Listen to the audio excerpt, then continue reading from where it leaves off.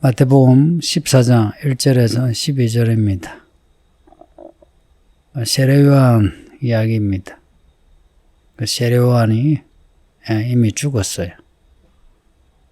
그 분봉와 헤롯이 세례요한을 죽였습니다. 그 죽인 이유, 어떻게 죽이게 되었는가 하는 내용이 뒤에 3절에서 12절까지 나와요. 그때 헤롯이 예수님의 소문을 듣고는 세례요한이 다시 살아났다. 그 죽은 자 가운데서 살아났다. 그 이유가 뭐냐? 세례요한의 능력이 예수에게서 나타난다. 예수님이 하신 말씀, 예수님이 하신 일을 들으니까 세례요한이 다시 살아난 거다 라고 여기게 된 거예요. 그만큼 분봉와 헤롯은 세례요한 죽인 그 일로 인해서 많은 트라우마를 가지고 있는 거죠. 그러니까 예수님의 그 일을 듣고는 세례요한이다 라고 하는 겁니다. 앞에 11장에 세례요한 이야기가 나왔거든요. 세례요한이 감옥에 갇혀 있었어요. 그 요한이 옥에서 예수님이 하신 일을 이제 듣고는 제자들을 보내서 이런 말을 했어요. 그 예수님, 당신이 오실 거의 그 메시아가 당신이 맞습니까? 아니면 다른 사람을 기다려야 합니까? 라고 물었습니다. 이에 예수님은 내가 한 일, 내가 한 말을 그대로 전해주라 라고 합니다. 그러면서 하신 말씀이 세례요한의 때부터 지금까지 천국은 침노를 당하나니 침노하는 자는 빼앗느니라 하는 좀 모호한 말씀을 하셨어요. 그래서 그 천국은 침노를 당하나니 침노한 자는 빼앗는다. 자, 이 말씀이 다양한 해석이 있거든요. 약간 이 침노는 폭력으로 빼앗는 겁니다. 그 천국을 빼앗는, 혹은 천국은 또한 폭력으로 빼앗는 나라다. 둘 다 해석이 가능합니다. 둘 다 해석이 가능한 게 실제로 두 가지 내용을 다 가지고 있습니다. 그 세례요한은 옥에 가둔 이유, 헤롯이 폭력으로 가둔 거죠. 똑같이 나중에 예수님도 죽이게 됩니다. 나중에 또 예수님의 제자들도 그렇게 죽이게 됩니다. 폭력으로 천국을 빼앗으려고 하죠. 실제로 그 폭력에 의해서 사람들이 천국을 빼앗깁니다. 그러니까 천국 자체가 폭력에 의해서 침노당하지는 않아요. 그런데 사람들이 천국을 향하여 있다가 혹은 천국을 가지고 있다가 폭력에 의해서 겁을 먹고는 천국을 놓아버리고 세상으로 돌아가는 겁니다. 또 천국이 이 땅에 임한다 그러죠. 어떻게 임하겠어요? 세상을 이기는 나라가 천국입니다. 그래서 믿음이 전투적으로 싸워 이기는 믿음이 아니면 천국을 가질 수 없습니다. 교회만 왔다 갔다 하는 분들 잘 보세요. 변화가 없죠. 변화도 없을 뿐만 아니라 세상을 이기는 이야기는 전혀 없어요. 세상을 이기는 믿음이 되려면 침노하는 것처럼 뭔가 힘이 있어요. 그 힘으로 이 세상 가운데에서 믿음을 말로 하고 행동합니다.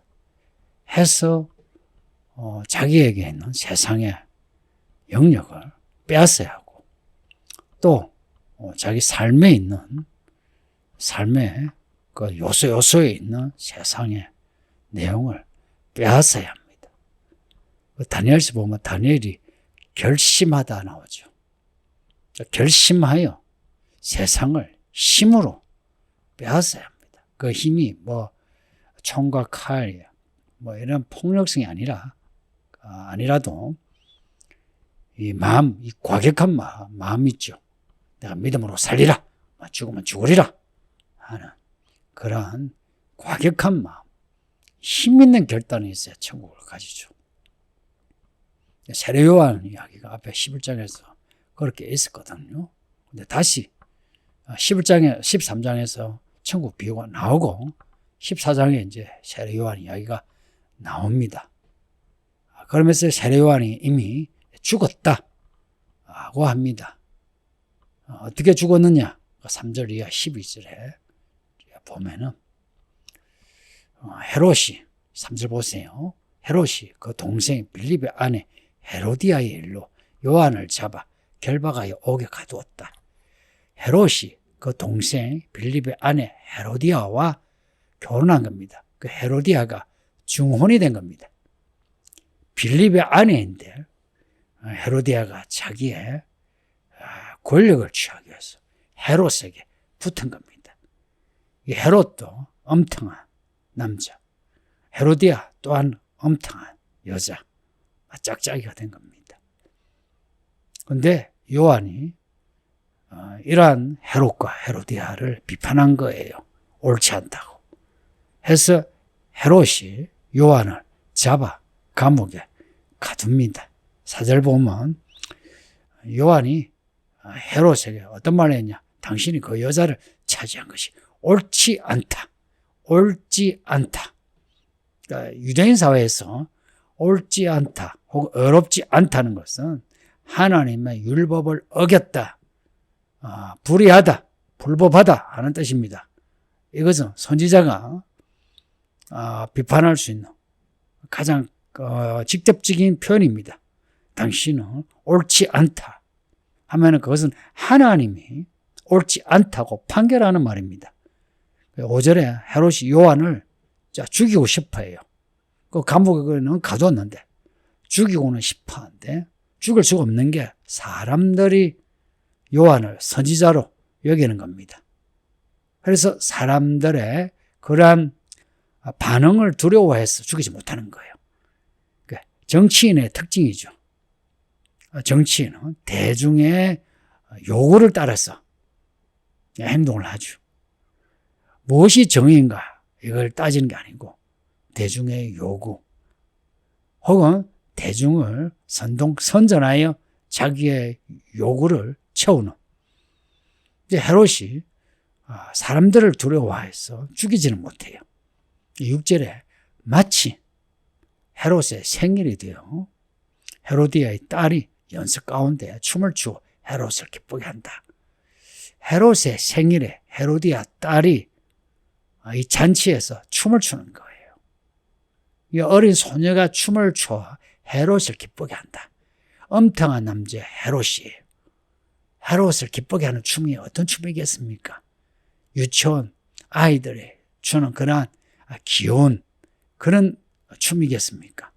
그런 귀여운 춤하고는 다르겠죠. 또한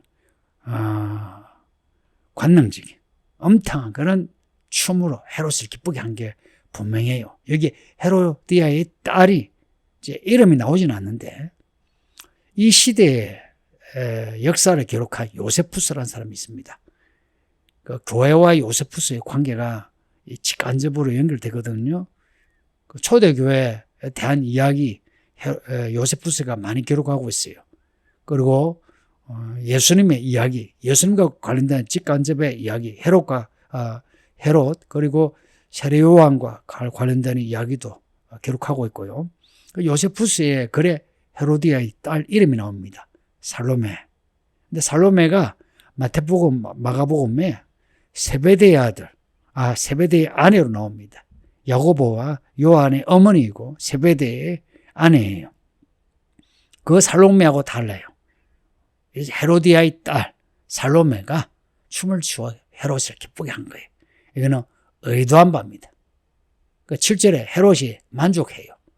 이런 잔치에서 만족하면은 그 소원을 묻고 소원을 들어주는 이러한 관례가 있습니다. 그러니까 무엇이든지 달란 대로 주겠다 하고 약속하는 거예요. 그러니 8절에 이 살로메가 그 어머니 헤로디아와 미리 이야기 나누고 그리고 이런 춤을 춰 헤롯의 마음을 얻고 그리고 소원을 물으면 한 가지 세례 요한의 머리를 소반에 얹어 여기서 내게 주소서라고 대답하는 겁니다. 작전대로 된 거예요. 그래서 세례 요한의 머리를 갖다 주소서라고 하니까 헤롯이 잠시 근심합니다. 이 잠시 근심하는 거는 세례 요한을 죽이기에는 정치적으로 위험해요. 그러나 죽이지 않으려니 방금 맹세했는데 그 맹세를 지키지 못하는 게 이거 권력자의 자존심이 상하죠. 잠시 고민하지만 세례 요한의 목을 베어서 오라고 합니다. 그래서 10절에 사람을 보내어 옥에서 요한의 목을 베어 요한의 목을 소반에 쟁반에 얹어서 그 소녀 살로메에게 주니 그 살로메가 자기 어머니 헤로디아에게로 가져가니라. 이렇게 해서 세례 요한이 죽습니다. 참 세례 요한의 죽음이 좀 의외죠. 예수님을 전가하다가 죽은 건 아니에요. 헤로디아와 헤롯의 그런 불의한 일을 고발하다가 죽은 겁니다. 그럼에도 세례 요한의 죽음은 순교입니다. 예수님이 그러셨어요.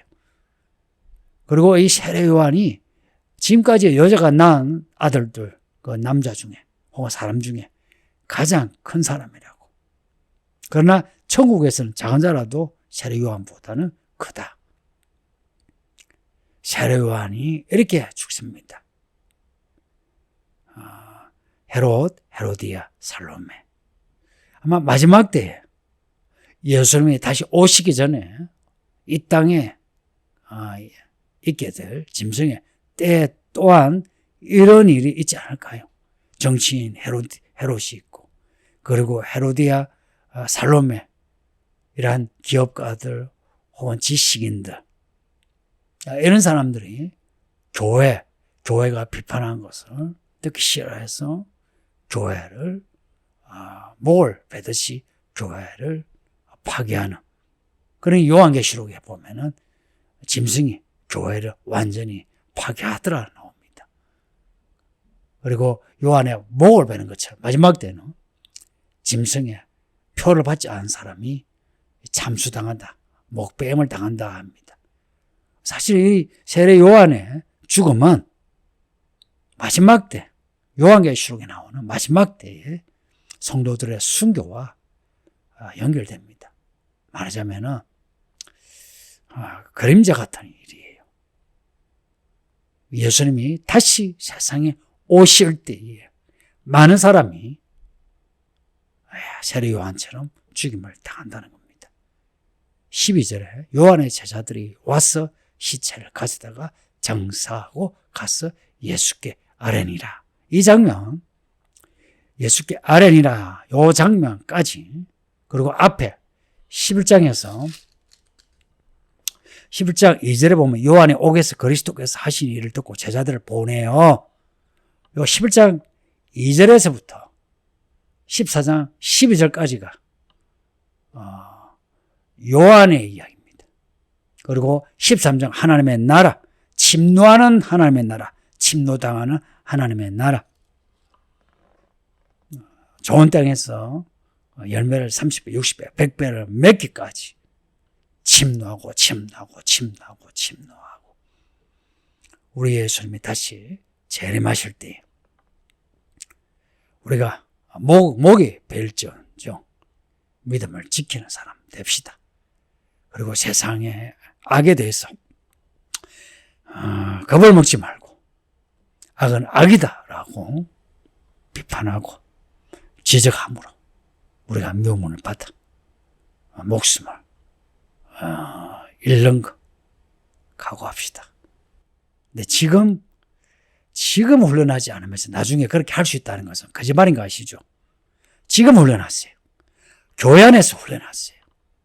내가 세례 요한과 같이 예수님의 길을 다시 오실 예수님의 길을 닦는 그래서 사람들과 미움을 받을지언정 그래서 목이 벨지언정 내가 믿음으로 살리라 하는 믿음의 사람 되실 때에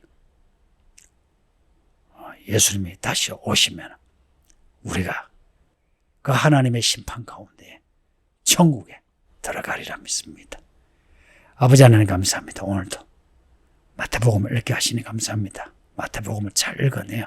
예수님의 이야기를 통해서 예수님을 아는 지식이 있게 하옵시고 하나님의 경륜을 깨달아 우리의 소명을 알아내어 하나님의 능력으로 이 마지막 때 하나님의 일을 하는 세례 요한과 같은 사람이 되게 해주세요.